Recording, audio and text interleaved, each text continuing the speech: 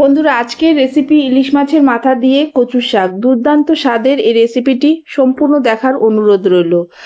খুবই টেস্টি, খুবই সুস্বাদু, একদম নতুন পদ্ধতিতে নতুনভাবে বানিয়ে তোমাদের সামনে দেখালাম।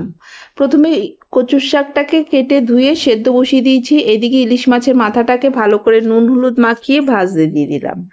ভালো করে লাল করে ইলিশ মাছের মাথাটাকে ভেজে নিতে হবে। ভেজে তুলে নিলাম মাথাগুলোকে।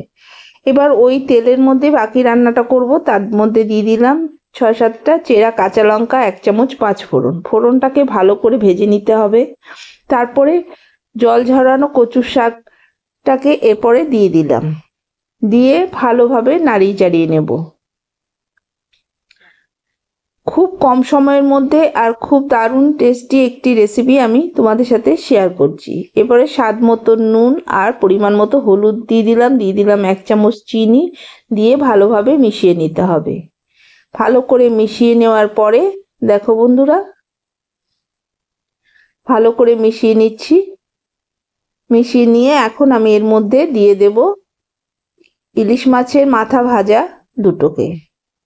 দিয়ে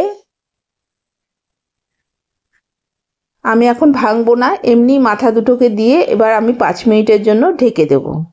৫ মিনিট পর ঢাকনা খুলে দেখো মাথাটা অনেকটাই সেদ্ধ হয়ে গেছে। এবার ভালো করে নাড়িয়ে চাড়িয়ে নিচ্ছি।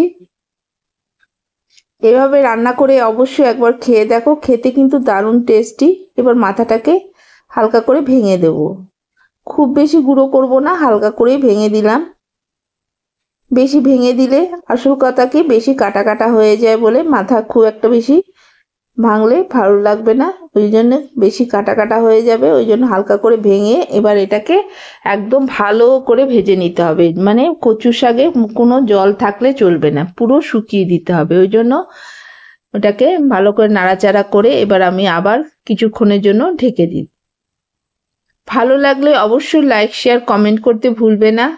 আর অবশ্যই সাথে থাকবে, নতুন নতুন রেসিপি নিয়ে আমি আসবো। ৫ মিনিট পর ঢাকনা খুলে দেখো আবার নাড়িয়ে চাড়িয়ে নিলাম, নিয়ে আবার ঢেকে দিলাম। দেখো একদম জল শুকিয়ে গেছে। এরপরে আমি এটাকে ভালোভাবে ভেজে নেব। ভালো করে ভেজে নিয়ে একদম শুকনো হয়ে যাবে, কড়াই থেকে উঠে আসলেই বুঝবে একদম রান্না কমপ্লিট। আমার কড়াই থেকে উঠে আসছে শাকটা, মানে আমার কমপ্লিট হয়ে গেছে রান্না। অবশ্যই এইভাবে একবার হলেও রান্না করে খেয়ে দেখো, খেতে কিন্তু দারুণ টেস্টি। ভালো লাগলে অবশ্যই সাথে থেকো আর একবার হলেও ট্রাই করো। ভালো থেকো, সুস্থ থেকো আর আমাকে একটু হলেও